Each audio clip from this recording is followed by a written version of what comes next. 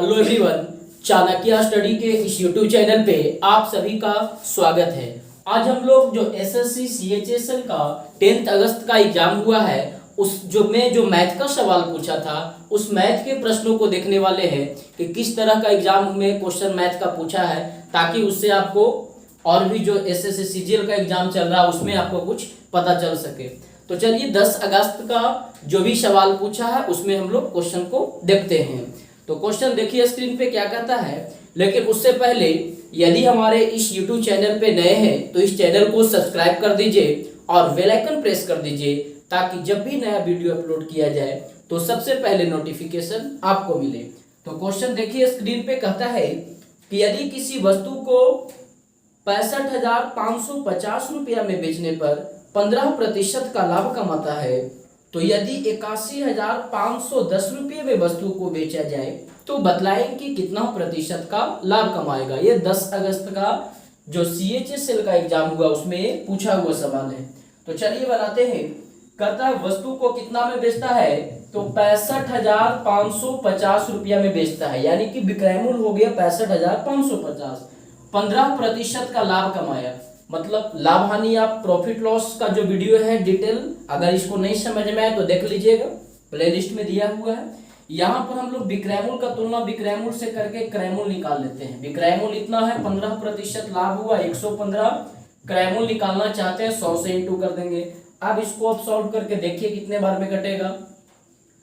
तो ये आपका कट जाएगा कुछ 115, इसको आप काट करके देखिए, ये कट जाएगा 115 इंटू 5, यानी कि ये कट जाएगा आपको 57 बार में। चेक करके देख लीजिएगा, यानी 57 और ये 0, तो 570 इंटू 100 कितना हो जाएगा 57,000, यानी कि 65,550 में बेचता है, 15% लाभ है, तो क्रय मूल्य कितना निकल जाएगा 57,000, 57,000।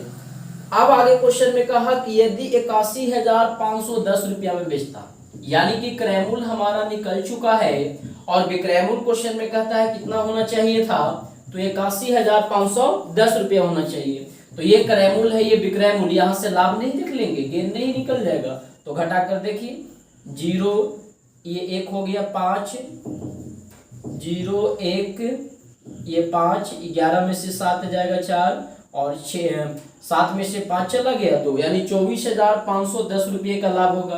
क्वेश्चन में गेन परसेंट निकालना है, प्रतिशत लाभ निकालना है, तो प्रतिशत लाभ का फॉर्मूला लाभ गुने 100 बटा क्रय मूल्य। क्रय मूल्य कितना निकल कर आया 57,000, 57,000। 2 0 से 2 0 कट गया, 1 0 से 1 0 कट गया। अब ये 2451 है, ये 57 है, भाग देकर देख लीजिए, यानी आप जब भाग देकर देखिए, भाग दीजिएगा तो ये 43 बार में आपका कट जाएगा, यानी कि लाभ प्रतिशत बराबर आंसर कितना आ गया 43%। चलिए नेक्स्ट क्वेश्चन। तो नेक्स्ट क्वेश्चन है कि ए, बी और सी एक काम को 3 दिनों में कर सकते हैं, जबकि ए उसे 6 दिनों में और बी अकेला उसे 10 दिन में कर सकता है, तो सी अकेला उसे कितने दिन में करेगा। टाइम एंड वर्क का क्वेश्चन था।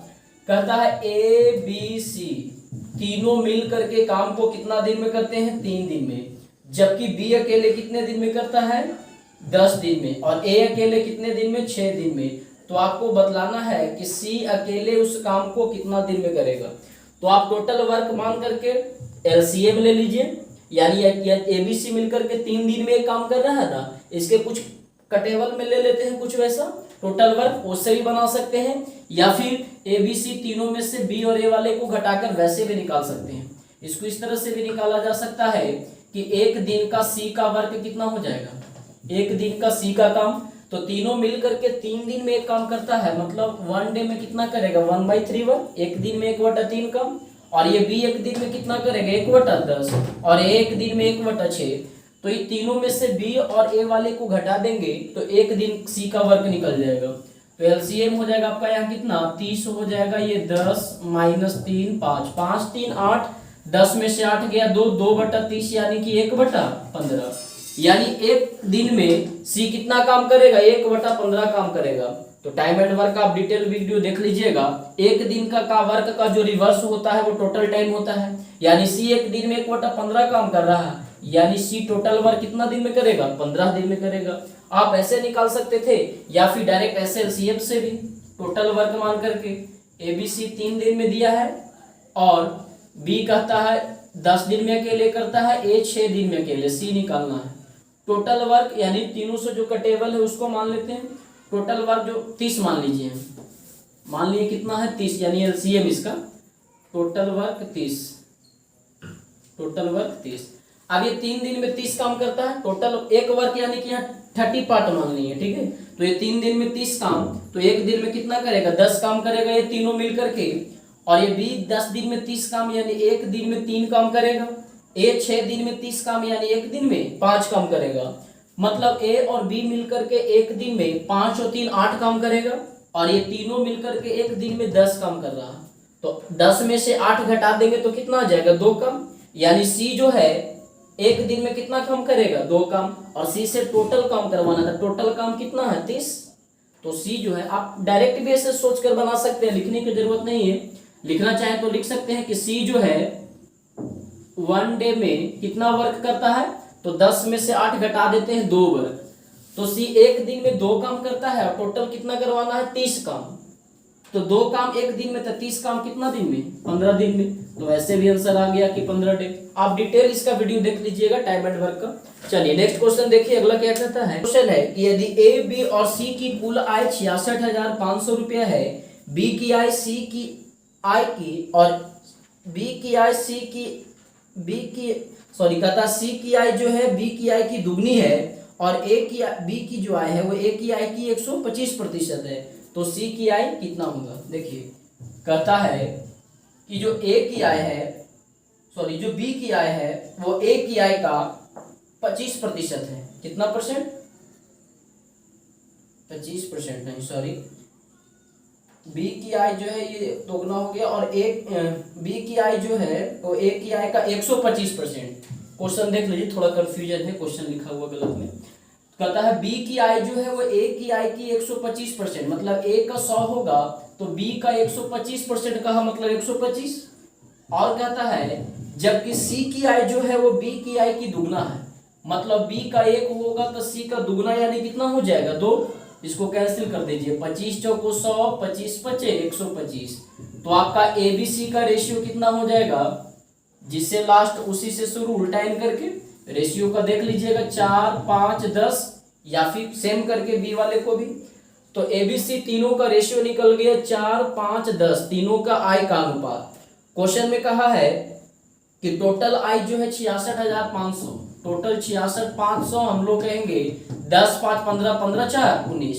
66,500 का तुलना 19 से और C का निकालना है, तो C के लिए कितना से 10 से, कांस्टेंट का तुलना कांस्टेंट से कर दिए। अब इसको एक काट करके देखिए कितना से कटेगा।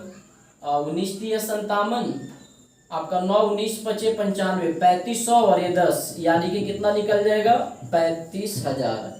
यानी C का जो इनकम होगा वो आपका 35,000 होगा। नेक्स्ट क्वेश्चन देखिए स्क्रीन पे, अगला क्या कहता है। तो अगला सवाल है कि लंबाई का अनुपात 1/3 अनुपात 1/5 अनुपात 1/4 है और त्रिभुज का परिमाप 141 सेंटीमीटर है, तो सबसे बड़ी भुजा और सबसे छोटी भुजा का अंतर कितना का होगा, ये सवाल है। त्रिभुज है तो त्रिभुज में 3 भुजा होगा, 3 एंगल होगा, तो तीनों साइड का रेशियो दे रखा है 1/3, 1/5 और 1/4 दे रखा है। तो सबसे पहले इसको सिंपल रेशियो में कर लेते हैं हम लोग। 3, 5, 4 है, एलसीएम कितना आ जाएगा 60 है। 60 से इंटू करके ऊपर सिंपल रेशियो कर लेते हैं। ये हो गया 20 दिया 60, 12 पचे 60, 15 चौको 60। क्वेश्चन में कहा कि त्रिभुज का परिमाप जो है कितना है 141 सेंटीमीटर, और परिमाप किसी का भी निकालना हो क्या होता है सम ऑफ लेंथ ऑफ बाउंड्री, यानी कि त्रिभुज का परिमाप, तो त्रिभुज के तीनों भुजा को जोड़ दीजिए, वो क्या कहलाएगा परिमाप। परिमाप 141 से हम लोग कहेंगे 20 12 32, 32 और 15 कितना हो जाएगा 47। 141 का तुलना 47 से निकालना क्या है, तो कहता है त्रिभुज की सबसे बड़ी भुजा और सबसे छोटी भुजा का अंतर क्या होगा। तो बड़ी भुजा सबसे ज्यादा कौन है 20 और छोटी भुजा में सबसे कम कौन है 12। तो 20 में से 12 घटाएंगे कितना आ जाएगा 8, तो ये 8 से इंटू कर देते हैं। ये 47 दिया 141 हो गया, 8 3 की 24, यानी कि त्रिभुज के सबसे बड़ी भुजा और सबसे छोटी भुजा का जो अंतर होगा वो 24 सेंटीमीटर का होगा। चलिए नेक्स्ट क्वेश्चन देखिए स्क्रीन पे, अगला क्या है, तो अगला कहता है कि 5 वस्तुओं की कीमत 6 रुपया है और 10 वस्तुओं को 11 रुपया में बेचा जाता है, तो हानि प्रतिशत ज्ञात करें। सारा सवाल 10 अगस्त का है, बिल्कुल आप देख रहे हैं ज्यादा कोई टफ नहीं है। 25 क्वेश्चन में 3 से 4 क्वेश्चन कैलकुलेटिव, 5 क्वेश्चन टफ हो सकता है, बाकी क्वेश्चन नॉर्मल है। ये सारा पूछा हुआ ही है जो पूछा है 10 अगस्त को। कुछ इसी पैटर्न में आपका सीजीएल में भी आ सकता है क्वेश्चन, तो इसे आप अच्छे से देख लीजिए। कहता है 5 वस्तुओं की कीमत 6 रुपया, यानी कि सीपी दे रखा है, किराया मूल्य। 5 वस्तु का कितना है, 6 रुपया। एक तरफ रकम लिख लीजिए, दूसरे तरफ मात्रा। 6 रुपया में कितना वस्तु, तो 5 वस्तु। और उसे बेचता कैसे है, तो कहता है 10 वस्तुओं को 11 रुपया में बेचता है। 11 रुपया में बेचता है कितना वस्तु को, 10 वस्तु को, यानी कि ये सेलिंग प्राइस हो गया। अब यहाँ निकालना है हानि प्रतिशत। कभी कभी आपको क्वेश्चन में देगा कि प्रतिशत लाभ या प्रतिशत हानि। अब जो हो लाभ होगा तो लाभ निकालिए, हानि होगा तो हानि निकालिए, आपको देखना होगा। तो देखिए लाभ और हानि निकालने के लिए कहता है मात्रा समान होना चाहिए, वस्तु समान होना चाहिए। जैसे 5 वस्तु को खरीदता है तो बेचेगा भी वो कितना वस्तु को, 5 ही वस्तु को, तब उससे पता चल जाएगा कितना लाभ हो रहा है या कितना हानि हो रहा है। तो देखिए तो समान है, यहाँ 5 वस्तु खरीदता है तो बेचता है 10 वस्तु। सबसे पहले ऑब्जेक्ट को सेम करते हैं, है ना। तो 10 बनाने के लिए 2 से इंटू किए, वस्तु बढ़ाएंगे तो दाम भी बढ़ेगा, यानी कि 12 रुपया हो गया कितने वस्तु का, 10 वस्तु को। अब दोनों सेम हो गया ना, कि 10 वस्तु को खरीदा 12 में और 10 ही वस्तु को बेचा 11 में। 12 में खरीदा 11 में बेचा, तो लॉस हो रहा है। हानि कितना का, 1 का। लॉस परसेंट निकालना है, हानि प्रतिशत। तो हानि गुने 100 बटा किराया मूल्य कितना, 12। सॉल्व कीजिए, 4 तिया 12, 25 चौको 100, 25 बटा 3। अगर ये ऑप्शन है तो ये होता, नहीं तो पूर्णांक में करना है तो पूर्णांक में कर दीजिए, कि जो हानि प्रतिशत होगा वो 8.1/3% का हानि होगा। समझ में आ रहा है ना। चलिए नेक्स्ट क्वेश्चन देखिए, डिस्काउंट से है, और ये 9 अगस्त वाले में भी ऐसा ही क्वेश्चन पूछा था, 9 या 8 वाला जो हुआ था। क्वेश्चन है कि एक वस्तु को 40%, 30% और 20% की लगातार 3 छूट के बाद बेचा जाता है। यदि वस्तु का अंकित मूल्य 5500 रुपया हो तो वस्तु का विक्रय मूल्य क्या है। 3 सक्सेसिव डिस्काउंट है, लगातार 3 छूट देता है, और उसका मार्क प्राइस भी दे रखा है, अंकित मूल्य। मार्क प्राइस दे रखा है, अंकित मूल्य कितना, 5500 रुपया, और 3 सक्सेसिव डिस्काउंट है कितना का, 40%, 30% और 20% का डिस्काउंट है। तो कहता है कितना विक्रय मूल्य क्या होगा, सेलिंग प्राइस क्या होगा। तो आप चाहें तो इन तीनों का सिंगल डिस्काउंट भी निकाल सकते हैं, उस तरह से भी निकाल सकते हैं, या फिर डायरेक्ट ऐसे कर दीजिए। मार्क प्राइस 5500 है, पहला 40% का डिस्काउंट देगा तो 100 में 40 डिस्काउंट दे देगा, तो कितना में बेचेगा, 60% में, 60/100। दूसरा डिस्काउंट 30% का है, 100 में 30 डिस्काउंट दे देगा तो 70%। ये 20% डिस्काउंट दे देगा तो 80%। इसको सॉल्व कर लेंगे, जो आएगा वो हो जाएगा आंसर। देखिए 2 0 से 2 0 कैंसिल, ये 0 0 कैंसिल, 0 0 कैंसिल, 4 दूनी 8, 5 दूनी 10, 5 से कट गया 11 बार में। आपका आ गया 7 चौको 28 और 11 छक 66, 11 छक 66 और 28 इंटू कर दीजिए, जो आएगा वो आंसर हो जाएगा। तो 8 छक 48, 8 छक 48 और 4 52, 6 दूनी 12, 6 दूनी 12 और 1 13, 8 4 8 1, यानी कितना गया, 1848। मार्क प्राइस 5500 है, जब 3 डिस्काउंट देगा तो उसके बाद उसे कितना में बेचेगा, तो 1848 रुपया में बेचेगा। बिल्कुल एक शिफ्ट में जैसा पूछा लगभग उसी टाइप का सवाल है, केवल डिजिट को चेंज किया है। सवाल आपका उसी तरह का पूछे। चलिए नेक्स्ट क्वेश्चन देखिए, अगला क्वेश्चन क्या है। अगला क्वेश्चन भी मिक्स प्रोपोर्शन का है, मिश्र समानुपात का। कहता है 10 आदमी और 10 आदमी अथवा 15 औरतें मिलकर के किसी काम को 30 दिन में करते हैं। मतलब यहाँ पे 10 आदमी और 15 औरतें, 10 मैन और 15 वुमेन, ये दोनों का वर्क समान है। कहता है 10 आदमी भी 30 दिन में ही करता है और 15 औरतें भी 30 दिन में करती है। अथवा है क्वेश्चन में कि 10 आदमी अथवा 15 औरतें किसी काम को 30 दिन में, ठीक है। जबकि आगे कहा है फिर, तो बतलाइए कि 15 आदमी, 15 मैन और 27 वुमेन, 15 आदमी और 27 औरतें मिल करके सेम वर्क को कितना दिन में करेंगे। क्वेश्चन समझ में आ रहा है ना। क्वेश्चन है कि 10 आदमी अथवा 15 औरतें मिलकर 30 दिन में, तो बतलाइए कि 15 आदमी और 27 औरतें मिलकर के सेम वर्क को कितने डेज में करेंगे। तो ये 10 आदमी और 15 औरतें दोनों का वर्क बराबर है। ऐसा करते हैं, यहाँ से रेशियो निकाल लेते हैं मैन और वुमेन का। 5 दूनी 10, 5 दिया 15, तो ये मैन और वुमेन का रेशियो कितना आ गया, इसका क्षमता कितना निकल गया, 3:2। आप इन दोनों में से कोई एक बैठा दीजिए कि 10 मैन जो है किसी काम को 30 दिन में, या 15 वुमेन जो है किसी काम को 30 दिन में, दोनों में से कोई भी एक ले लेंगे।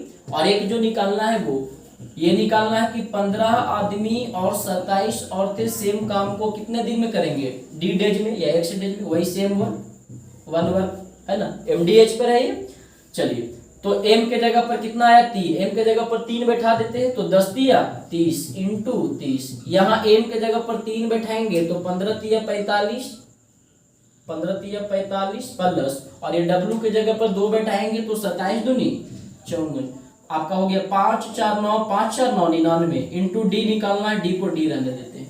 देखिए कटता है, 3 से कट जाएगा 10 बार में, ये 3 से कट जाएगा 33 बार में, फिर ये 3 से कट जाएगा 10 बार में, ये 11 बार में, यानी डी निकल गया 10 दहा को 100/11, 100/11 दिन। अगर आंसर पूर्णांक में दिया है तो पूर्णांक में कर दीजिए, 9 होल 1/11, 99 और 100/11, 100/11 दिन। तो बहुत ही आसान था, अथवा वाला क्वेश्चन था मिश्र समानुपात का। चलिए नेक्स्ट सवाल देखिए, अगला क्वेश्चन क्या है। तो अगला क्वेश्चन आपका दिया हुआ है सीआई का क्वेश्चन है, चक्रवृद्धि ब्याज का क्वेश्चन है। समझते हैं क्या कहता है। तो क्वेश्चन में आपका प्रिंसिपल दे रखा था, मूलधन दे दिया था, समय भी दिया हुआ था 5 साल, और एसआई दिया हुआ है कितना 6000। तो फाइंड करना है CI, same P same rate 3 साल के लिए। देखिए पहले एसआई दिया है, वहां से कुछ हम लोग निकालेंगे, उसके बाद आपको सीआई निकालना है। क्वेश्चन लिख देते हैं। क्वेश्चन में है कि P दिया हुआ है 12,000, प्रिंसिपल जो है मूलधन जो है 12,000 है, टाइम दिया हुआ है कितना 5 ईयर्स, 5 वर्ष दिया है, और यहाँ पर SI दे रखा है कितना 6,000।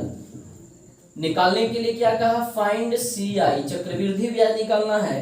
कहता P सेम है, यानी कि वही 12,000 ही है, रेट भी सेम है, रेट जो निकाल करके आएगा, टाइम केवल डिफरेंस है, टाइम कितना है 3 ईयर्स है। ठीक है, यहां से हम लोग एसआई वाले से रेट निकाल लेंगे, जो रेट निकल करके आएगा वही क्या होगा सीआई के लिए होगा। तो बना लीजिए, पी मालूम है, टी मालूम है, एसआई मालूम है, हमें आर निकालना है। तो दर बराबर फॉर्मूला लगाकर भी ब्याज गुने 100 बटा मूलधन गुने समय वैसे भी निकाल सकते हैं, या फिर रेशियो बेस्ड तुलना करके भी निकाल सकते हैं। चलिए कंपेरिजन करके ही निकाल देते हैं, या फिर ऐसे लिखिए रेट बराबर ब्याज गुने 100, तो ब्याज कितना है 6000 इंटू 100 बटा मूलधन, मूलधन कितना 12,000 इंटू समय कितना 5, 2 जीरो से 2 जीरो कटेगा, 0 से 0 कटेगा, 12 × 5 = 60, 12 दहा को 120, यानी रेट निकल गया कितना 10%। जो रेट एसआई के लिए है वही सेम रेट सीआई के लिए भी है।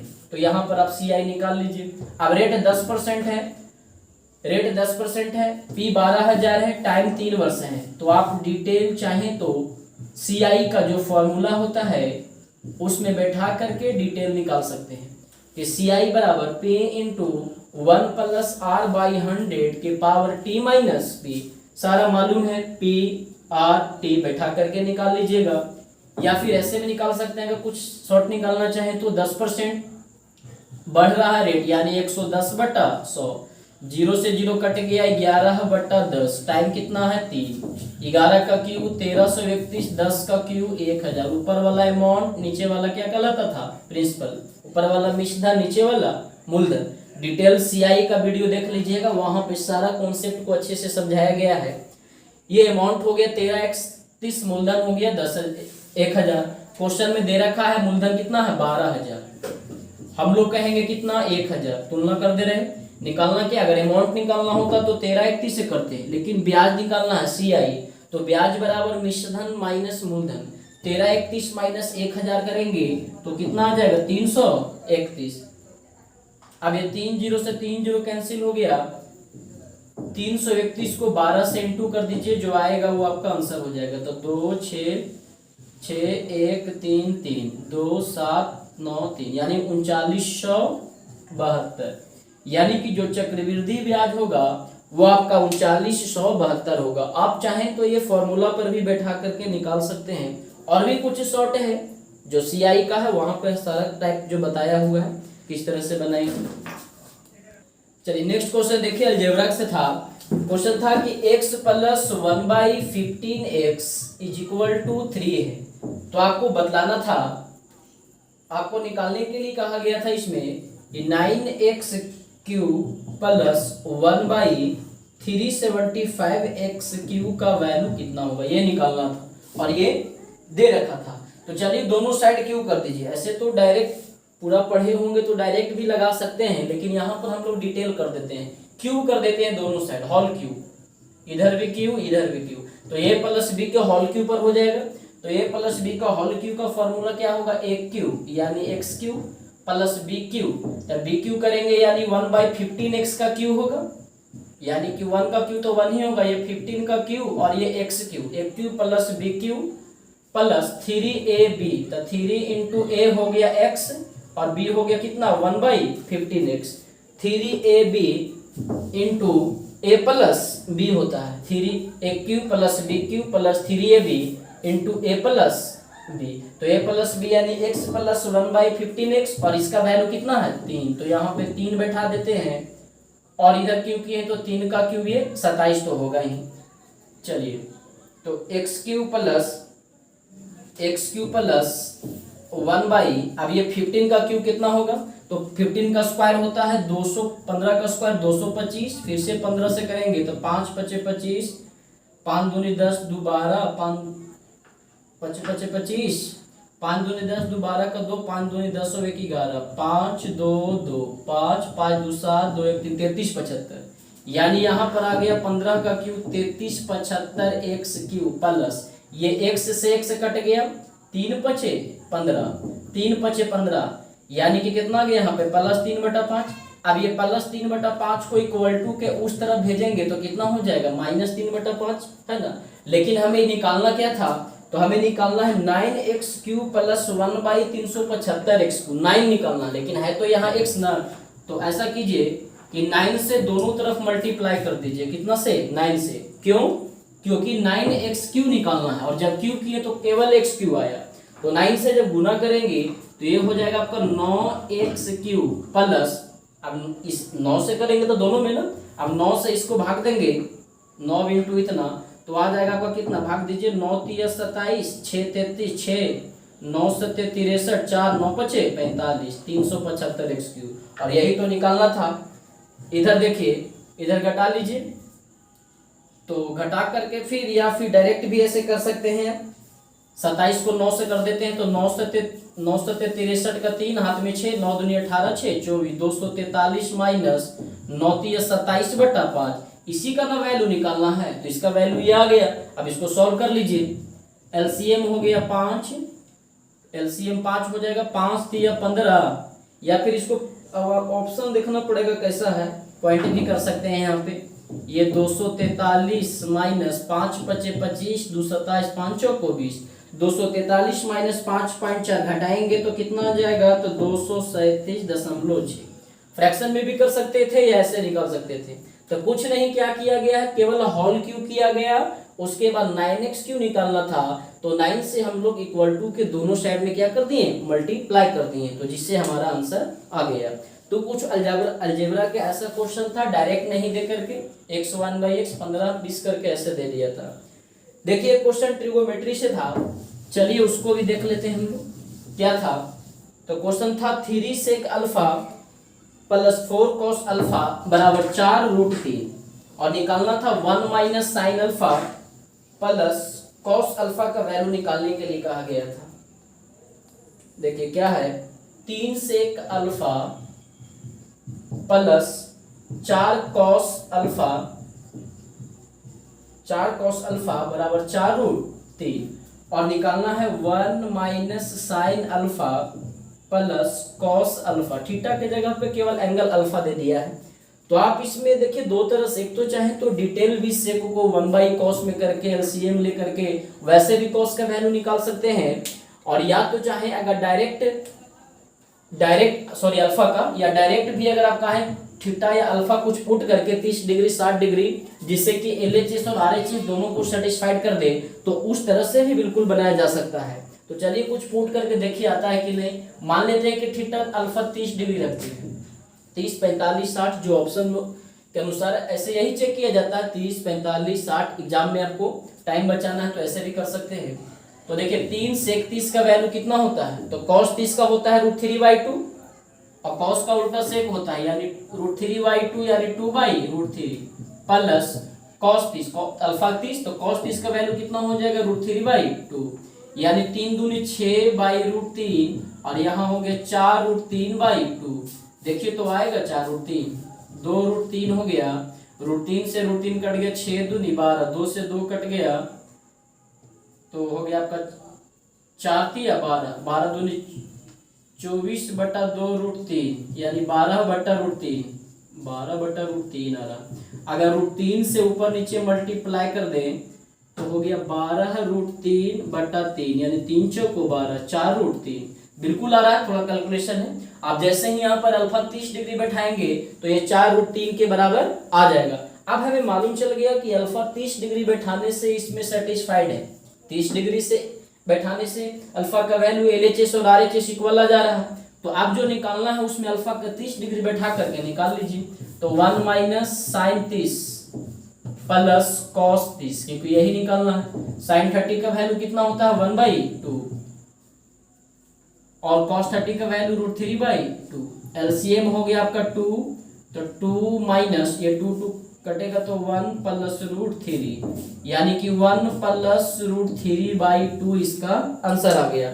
अब वहां पे आपको ऑप्शन देखना होता किस तरह से है, कुछ ऐसा ही था, 1 प्लस √3/2 कहिए या √3 प्लस 1/2 कहिए। तो चलिए रहने देते हैं, इतना ही, वीडियो काफी लंबा हो जाएगा। आपको तो पता चल गया इससे कि किस तरह का सवाल पूछा था, बिल्कुल बेसिक ही सवाल था। कुछ क्वेश्चन था जो टफ था, लेकिन 25 में मान के चलिए 18 से 20 क्वेश्चन आपको आसान था, जिसको आप इजीली कर सकते थे।